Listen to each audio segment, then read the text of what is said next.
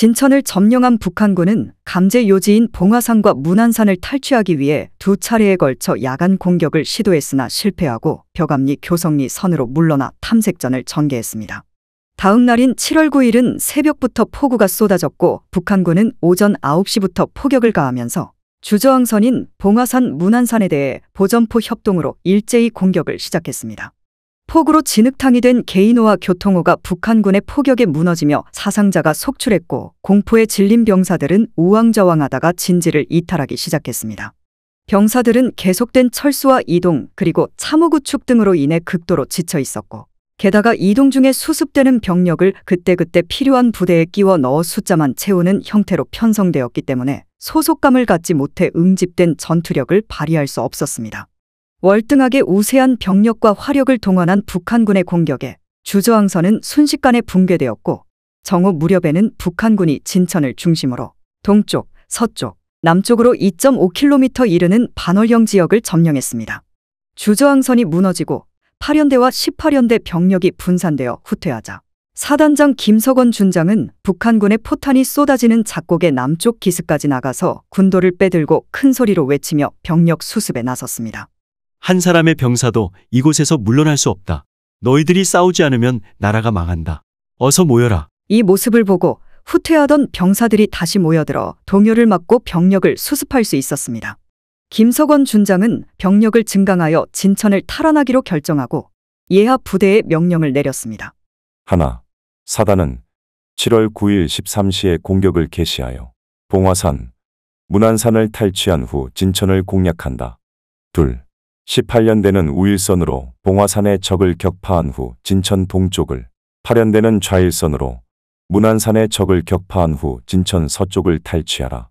셋, 1연대는 기갑연대 도보대대를 통합지휘하여 작곡계를 탈취한 후 진천으로 진격하라. 넷, 20연대는 원덕리를 탈취한 후 진천 동쪽으로 진격하라. 다섯, 17연대는 문안산 서쪽 무명고지를 탈취한 후 우회하는 적을 분쇄하라. 여섯, 공격 개시선은 현 접촉선인 161고지 사성리 돌패기선이다. 이 전투에 참가한 부대는 6개 연대이나 실제로는 10개 대대 정도에 불과했고 각 대대 역시 병력 규모는 정규 편제 병력에 한참 부족했습니다.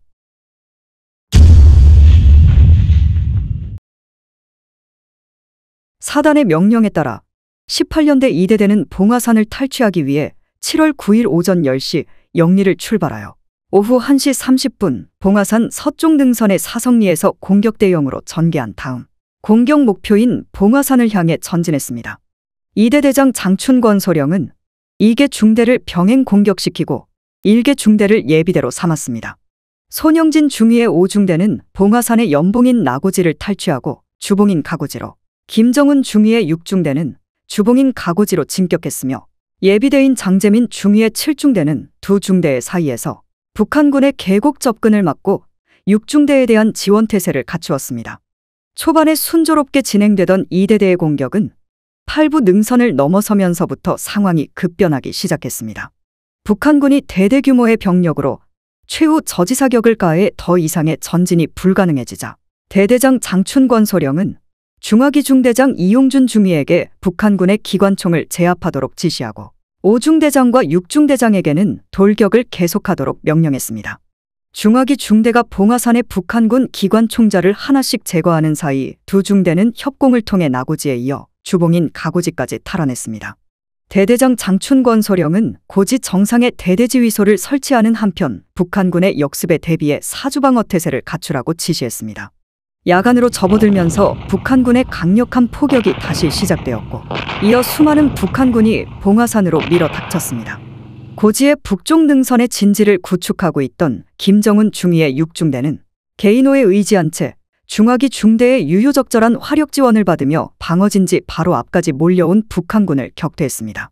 수차례에 걸친 일진일퇴의 격전이 있었지만 6중대는 결국 북한군의 공격을 저지하는 데 성공하고 가고지를 유지했습니다. 6중대장 김정은 중위는 고지를 방어한 후 일개 소대를 이끌고 능선을 따라 정찰을 하던 중 분대 규모의 북한군이 교통호 속에서 코를 골면서 자고 있는 것을 발견했는데 격렬한 전투로 인해 적개심에 불타고 있던 병사들이 이 북한군들을 모두 사살했습니다. 북한군들은 나아가면 국군에게 죽고 물러서면 독전대에 죽는 것이 두려워 부대를 이탈한 후 졸음을 참지 못하고 잠을 자다가 몰살되었습니다. 7월 10일 오전 1시 무렵 북한군은 봉화산에 포격을 집중하면서 연대 규모의 병력으로 다시 공격을 시작했습니다. 북한군은 포격으로 주봉과 연봉을 그리고 전차포로는 주봉의 앞쪽 경사면을 정확하게 강타했습니다. 앞쪽 경사면에 배치된 병사들은 전차의 직사포격에 어려움을 겪었지만 불굴의 투지를 발휘하여 3차에 걸친 북한군의 야간 기습을 저지했습니다. 대대장 장춘권 소령은 주간의 기습을 통해 진천으로 돌격하자고 연대장 임충식 중령에게 건의했으나 임충식 중령은 병력의 피로도와 전력의 열세를 이유로 이를 거부하고 고지 앞에 돌출해 있는 북한군의 149고지를 탈취해 북한군의 기습 공격을 사전에 방지하라고 지시했습니다. 연대장의 지시를 받은 이대대장 장춘권 소령이 육중대의 149고지 탈취 명령을 내리자 육중대장 김정은 중위는 진지방어를 위해 1개 소대를 남겨두고 2개 소대를 인솔해 149고지를 향해 전진했습니다. 이동 중 원덕리로 우회한 북한군에 의해 중대 진지가 공격받는 것을 확인하고 북한군의 공격을 차단하기 위해 되돌아가려는 순간 총탄이 김정은 중위의 복부를 관통했습니다. 육중대 방어진지는 봉화산에서 전투 상황을 주시하던 연대와 대대의 지원을 받아 가까스로 지켜낼 수 있었으며 복부에 관통상을 입고 쓰러진 김정은 중위는 연락병이 없고 산을 뛰어내려가 지나가는 지프를 총으로 위옆에 세운 후 청주로 후송했으며 청주에서 응급처치를 받은 김정은 중위는 구사일생으로 살아남았고 훗날 사단장까지 진급했습니다. 혼전을 치르면서 어렵게 탈환한 봉화산은 전선 조정을 위해 7월 10일 오후 6시에 하달된 철수명령으로 인해 다시 북한군의 수중으로 넘어갔습니다. 봉화산 공방전에서 18연대 2대대는 81mm 박격포를 거의 무제한으로 쏠 수 있었습니다. 포탄 지급 수량이 1일 100발이었는데 600발 이상을 쏘는 것을 이상히 여긴 대대장 장춘권 소령이 알아보니 영어를 잘하는 병기장교 이범노 중위가 조치원에 있는 미군으로부터 박격포탄을 많이 얻어와서 엄청난 포격이 가능했던 것으로 밝혀졌습니다. 대대 구성원 모두가 전투력 강화를 위해 자신의 위치에서 최선을 다했다는 것을 알 수 있습니다.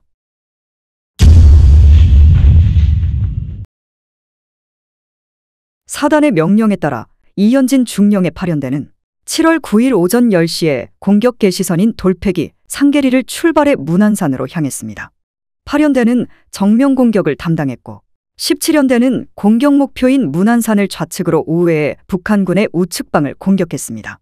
8연대에서 전투력을 유지하고 있는 대대는 정승화 소령이 지휘하는 2대대뿐이었으며 연대에 나와 있던 사단장 김석원 준장이 2대대로부터 1개 중대를 차출했기 때문에 2대대는 1개 중대가 빠진 상태로 연대의 잔여 병력과 함께 문안산 공격에 투입했습니다. 공격에 나선 정승화 소령의 2대대는 18연대와 마찬가지로 8부 능선에서 북한군의 화망에 걸려 더 이상 전진하지 못하고 고전하고 있었습니다. 공격이 지연되자 연대장 이현진 중령은 18연대는 벌써 봉화산을 탈환했다고 하는데 우리만 이렇게 처져서 되겠는가라며 신속히 고지를 탈환하라고 계속 독려했습니다. 대대장 정승화 소령은 북한군의 사격이 뜸해진 틈을 타 돌격을 명령, 고지 정상부의 한쪽을 점령하는 데 성공했으나 아군 포병의 오인 포격으로 인해 많은 사상자를 낸 채 분산되었습니다. 분산된 병력을 수습한 대대장 정승화 소령은 재공격을 시작하면서 81mm 박격포로 북한군의 진지를 집중적으로 포격하라는 명령을 내렸습니다.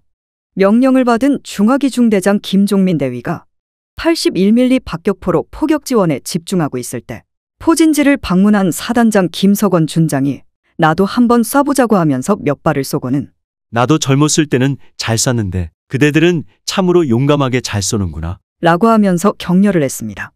사단장 출현 소식이 대대에 전해지자 사기가 충천한 장병들이 돌격을 재개하여 목표인 문안산을 점령하는 데 성공했습니다. 이후 이대대는 연대장의 명령을 받고 봉화산으로 이동해 안태갑 중위의 18연대 5중대를 흡수한 후 방어진지를 구축했습니다.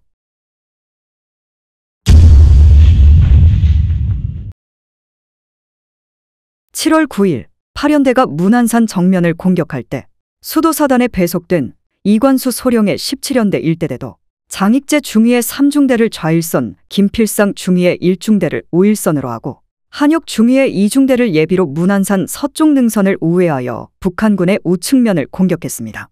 대대장 이관수 소령은 대전에서 진천으로 이동하는 중에 임명되어 예하 중대장들을 파악하지 못하고 있었으므로 부대대장 안재징 대위에게 1중대 지휘를 맡겼습니다. 3중대장 장익재 중위는 공격 개시 수분 만에 엄지손가락에 부상을 입었다면서 1소대장 윤종한 중위에게 중대 지휘를 맡기고 뒤로 빠졌습니다. 이를 본 병사들은 손 좀 다쳤다고 뒤로 빠지느냐라며 빈정거렸습니다. 3중대를 지휘한 윤종한 중위는 북한군 진지에서 독전을 하고 있는 장교가 눈에 들어와 그를 먼저 처치하기로 하고 은폐하면서 접근했는데 가까이에서 보니 북한에 남았던 자신의 형과 너무 닮아 보였습니다. 눈을 닫고 다시 보고 총을 겨눈 상태에서 몇 번을 망설인 끝에 방아쇠를 당겼습니다. 나중에 고지를 점령한 후 확인해 보니 다행히도 형이 아니었습니다. 윤종한 중위는 전투 중 왼팔에 북한군 포탄에 의한 파편상을 입었으나 고지를 점령한 후 후송되겠다고 결심하고 피가 흥건한 왼팔을 움켜쥔 채 북한군 기관총을 제압하기 위해 능선을 따라 포복으로 접근해 가던 중 후사면에서 북한군과 시선이 마주쳤습니다. 능선을 사이에 두고 몇 분간 대치하고 있었는데 머리만 오르내릴 뿐 다른 동작이 없었습니다.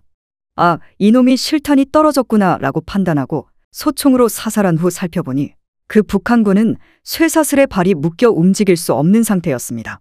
북한군의 강력한 저항에 국군 사상자가 점차 증가했으나 일대대는 우일선을 담당한 1중대가 반 이상의 병력 손실을 입으면서도 투지를 발휘해 문안산의 좌측 능선을 탈취함에 따라 같은 시각에 도달한 8연대 2대대와의 연계에 성공했습니다.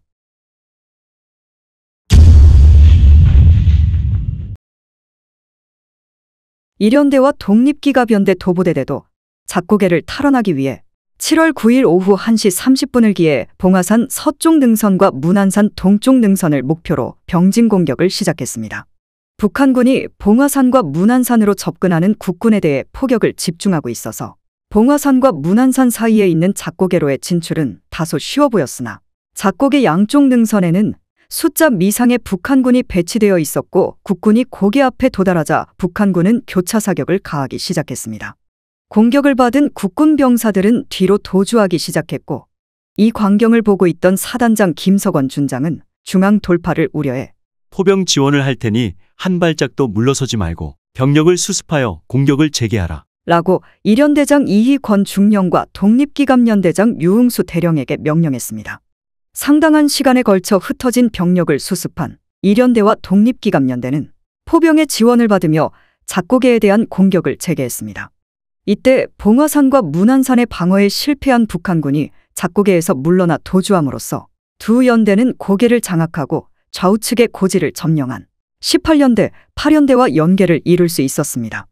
독립기갑연대 도보대대 박격포 사수였던 이해중 2등 중사는 대부분의 병사들이 상관의 눈을 피해 슬금슬금 뒤로 물러났기 때문에 한때 두 연대가 서로 뒤섞여 있었다. 그러나 삼거리에 버티고 있는 사단장 김석원 준장의 위험 있는 모습을 보고 또 105mm 곡사포 포성을 듣고 마음이 든든해져 다시 싸움터로 돌아갔다. 라고 증언했습니다. 후일 귀순한 북한군 2사단 포병연대장 박헌일 총자는 진천 전투를 다음과 같이 회고했습니다. 1차 공격에서 1개 대대가 섬멸되고 2차 공격에서는 더 큰 손실을 입고 물러났다. 이때 사단장 최윤 소장은 강 연대장에게 입에 거품을 물고 욕을 하면서 몽땅 죽어도 좋으니 공격하라고 다그쳤다. 그리고 122mm 곡사포 등 가용화력을 모두 동원했다. 최후에는 소수 병력으로 작고개를 견제하고 주력은 우회하여 수도사단의 후방을 차단하기로 했었다. 이렇게 되면 국방군이 최소한 2개 연대는 투항해 올 것이라고 생각했는데 미군 전투기 30여 대가 날아와 폭격하는 바람에 우리의 병력, 전차, 곡사포가 큰 손실을 냈으며 이 틈에 국방군은 감쪽같이 빠져나갔다.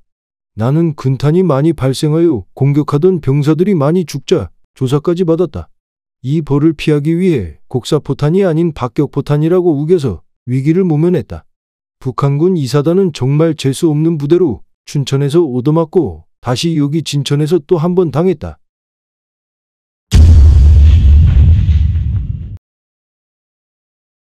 20연대는 연대장 박기병 대령이 사단장에게 배속 신고를 하러 갔기 때문에 대대장 김한주 소령이 지휘했습니다. 김한주 소령은 20연대를 지휘해 신정리까지 진출했으나 이곳에서 원덕리로부터 잠입한 북한군에 의해 좌측방을 공격받았습니다. 이때 연대장 박기병 대령이 복귀하여 더 이상 지체할 경우 연대가 포위되어 고립무원의 상태에 빠질 위험이 있다고 판단해 공격대대장인 김한주 소령에게 철수를 명령했고, 공격대대는 원위치로 후퇴해 진지를 보강하고 북한군과 대치했습니다. 20연대는 야간에는 부대 지휘를 용이하게 하기 위해 160일 고지의 병력을 집중 배치하고, 주간에는 북한군의 포격으로 인한 병력 손실을 방지하기 위해 확산 배치하는 전술을 구사했습니다.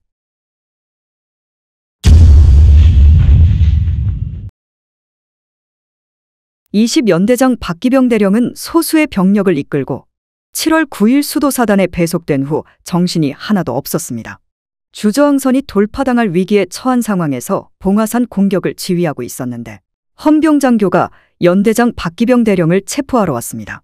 박기병 대령이 체포하려는 이유를 물으니 20연대가 수도사단에 배속되었는데도 신고를 하지 않았기 때문에 연대장이 전선을 무단이탈한 것으로 간주한 사단장 김석원 준장이 체포하라는 명령을 내렸다는 것이었습니다.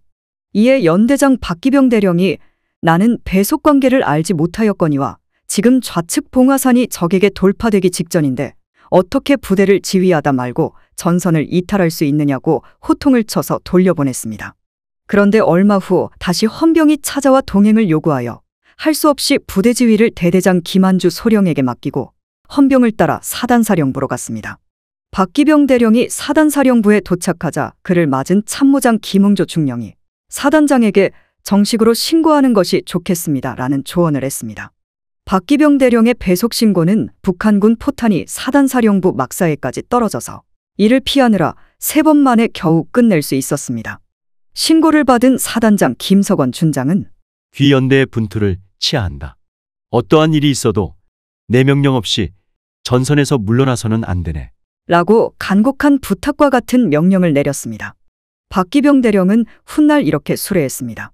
신고를 마치고 돌아오면서 생각해보니 사단장으로서는 이 무렵 해이해진 군유를 바로 잡아보려고 무진 애를 쓰는 것 같았으며 이 결과는 곧 전투력으로 나타났다. 당시 전장 군기는 말이 아니었다. 그런 실정을 너무도 잘 알고 있기 때문에 사단장은 항상 연대와 같은 선에서 지휘했고 그 본보기로 나에게 정식 신고를 하도록 한 것이다. 내가 대령이 될 때까지 정식 신고를 한 것은 그때가 처음이고 마지막이다.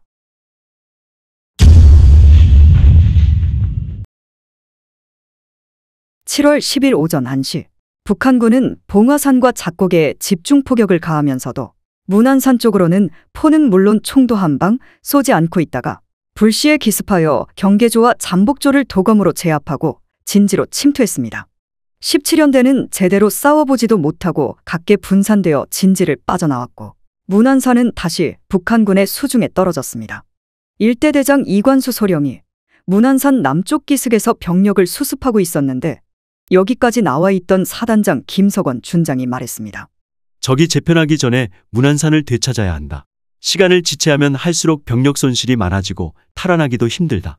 이관수 소령은 병력을 점검할 사이도 없이 탄약 보급만 받고 작곡계에 있는 장태환 소령의 1연대 1대대와 협공으로 문안산 공격에 들어갔습니다.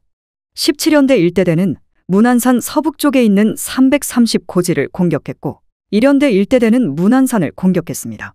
17연대 1대대는 공격에 앞서 병력 손실이 많아서 1연대로부터 1개 중대를 배속받았습니다.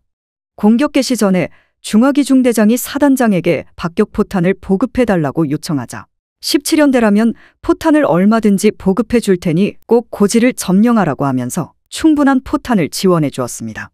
연대에 지급되는 박격포탄은 하루 100발로 아주 열악한 상황이었는데 사단장이 충분하게 공급해 주어서 거의 무제한으로 포격할 수 있었습니다. 대대장 이관수 소령은 야간 전투에서 흔히 일어나기 쉬운 부대 이탈자를 막기 위하여 선두에서 후미에 이르기까지 새끼줄로 연결하여 줄을 잡고 올라가도록 했습니다. 약 500m쯤 진출했을 때 북한군이 맹렬하게 사격을 하기 시작했습니다. 대대는 공격대형으로 전개하고 포병중대와 중화기중대의 화력을 동원해 북한군 진지를 포격하면서 서서히 진격했습니다. 북한군의 저항이 만만치 않아 공격이 부진하자 선봉에서 공격하던 소대장 백경섭 소위가 대대장님, 저에게 30명만 주십시오. 고지를 점령해 보겠습니다. 라고 요청했습니다. 당시는 병력이 매우 부족한 상황이었으나 대대장 이관수 소령은 고참병으로 30명을 선발해 주었습니다. 백경섭 소위는 30명을 3개 조로 나누어 330고지 뒤로 돌아가서 역습을 했고 앞만 보고 사격하던 북한군은 갑작스럽게 후방으로부터 공격을 받자 당황하여 혼란에 빠졌습니다. 북한군 후방에서 총소리가 나고 예광탄이 교차하는 것을 본 대대장은 백경섭 소위가 침투에 성공했다고 판단하고 돌격 명령을 내렸고 북한군 진지는 순간 아수라장으로 변했습니다. 어둠 속에서 피아를 구분할 수 없어 뒤엉켜 백병전이 벌어졌는데 국군의 피해도 컸습니다. 그날 암호는 손들라 들었다였는데 암호를 몰라서 희생되기도 했고 또 머리를 만져보고 피아를 구분하여 빡빡머리를 찔렀는데 17연대는 대전에서 옹진 전투에서 패한 원수를 갚자는 결의로 머리를 밀었기 때문에 북한군으로 오인되어 전사한 병사도 있었습니다. 이렇게 치열한 전투를 통해 문안산을 탈환했는데 북한군 시체가 50여 구를 헤아렸고 82mm 박격포 3문을 포함해 수많은 기관총과 소총을 노획했습니다. 17연대에서는 소대장 1명을 포함해 10여 명의 사상자가 발생했습니다.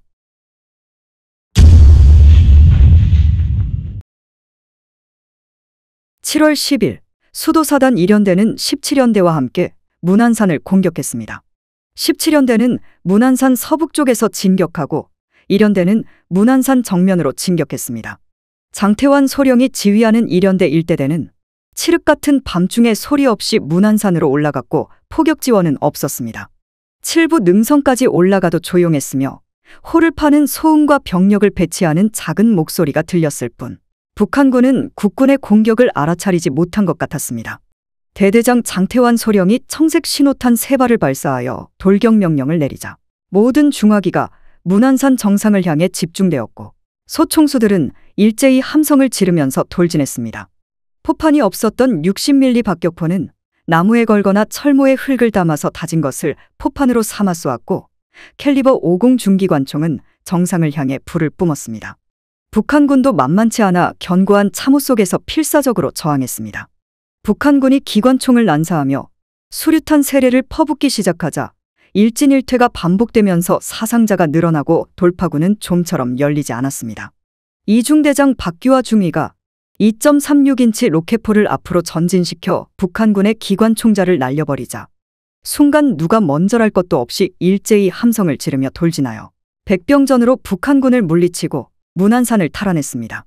정상에서는 대한민국 만세 소리가 울려 퍼졌고 아침 햇살과 함께 누가 꽂았는지 모르는 태극기가 펄럭였습니다. 고지 정상에는 북한군 시체 200여 구가 버려져 있었고 기관총 10여 정을 노획했는데 이것으로 미루어 보아 북한군 1개 대대 규모가 섬멸된 것으로 추산되었습니다. 병사들은 북한군 전사자를 뒤져 권총, 쌍안경 등 감나가는 물건을 챙기느라 정신이 없었습니다. 오후 4시경 1개 대대 규모의 북한군이 문안산 동쪽 기슭에서 큰 소리로 적기가를 부르며 소란을 피워 국군의 관심을 그쪽으로 돌려놓고 대부대가 진지 바로 앞까지 접근하여 수류탄을 던지면서 돌진해와 순식간에 난전이 벌어졌습니다. 이 와중에 일중대장 윤흥정 중위가 관통상을 입어 후송되었고 일중대는 병력이 60명으로 줄어들었습니다. 박규화 중위의 이중대도 병력이 1개 소대 규모밖에 남아있지 않았고 실탄마저 떨어져 쓰러진 전우와 북한군 시체에서 주워서 써야 했습니다. 대대장 장태환 소령은 혼전 속에서 종횡으로 뛰어다니며 병사들을 독려하다가 좌측 골반에 관통상을 입고 후송되어 이중대장 박규화 중위가 대대를 지휘했습니다.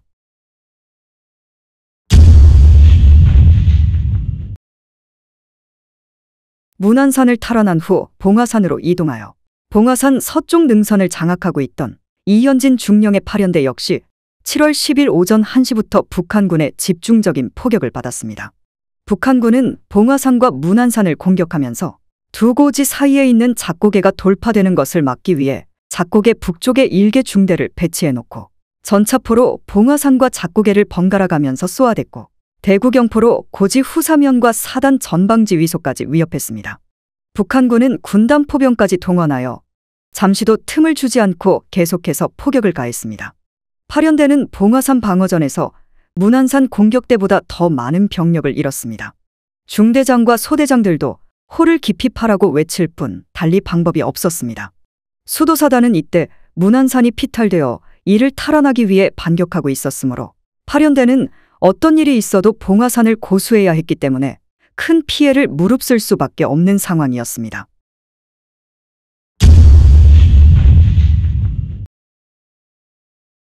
수도사단 우측에서 협동공격을 담당한 2사단 16년대는 구곡리에서 계곡을 따라 전진해 오후 1시경 소가리에 도달했습니다. 연대장 문용채 중령은 북한군이 진천읍 내의 자주포 한문과 소수의 병력만을 잔류시키고 있다는 첩보를 입수하고 일개 중대를 선발해 상덕리를 경유하여 진천으로 돌격하라고 명령했습니다. 선발 중대는 연대 주력의 엄호를 받으며 장월리를 거쳐 상덕리로 전진하던 중 106고지 부근에서 쏘아대는 북한군의 포격을 받고 분산되었고, 연대 역시 북한군의 집중 포격을 받아 교착 상태에 빠져들었습니다. 북한군이 이러한 상황을 파악하고 일개 대대 규모의 병력을 상덕리로 전개시켜 압박을 가해오자 연대장 문용채 중령은 144고지로 물러나 방어진지를 구축했습니다. 7월 10일 오전 6시에 144고지로 물러나 있던 16년대는 상덕리에 위치한 북한군으로부터 보전포 협동 공격을 받기 시작했습니다. 북한군은 585번 도로의 돌파에 거듭 실패하자 수도사단 오른쪽의 양천산을 넘어 수도사단의 배후를 공격하려 했으며 북한군의 주공 방향이 전환되면서 16년대는 대규모의 북한군과 교전하게 되었습니다. 16년대장 문용채 중령은 사전에 약속된 사단의 포격 지원이 이루어지지 않을 뿐 아니라 사단에 보낸 연락장교마저 연락이 두절되어 인접부대에 대한 상황 파악이 불가능해지자 오후 5시를 기해 병력을 측면의 연대와 연계가 가능한 선까지 철수시켜 지연전을 전개하기로 결정했습니다. 국군의 철수 기밀을 파악한 북한군이 범바위 쪽으로 대대적인 공격을 가해오자 16년대는 북한군에게 한 차례 반격을 가한 후 다시 철수를 시작해 연담리에서 부대를 수습하고 사단장의 명령에 의해 청주로 이동했습니다.